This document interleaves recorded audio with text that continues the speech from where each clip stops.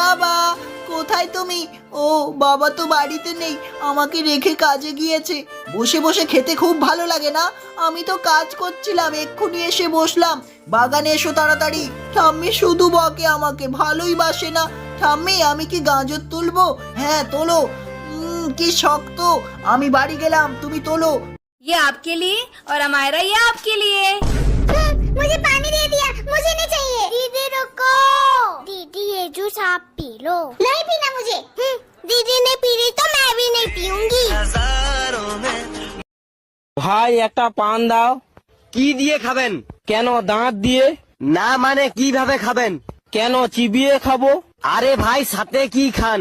সাথে আমার বন্ধু সলমান খান। আরে ভাই আপনি কি জর্দা খান? না ভাই আমি আমির খান।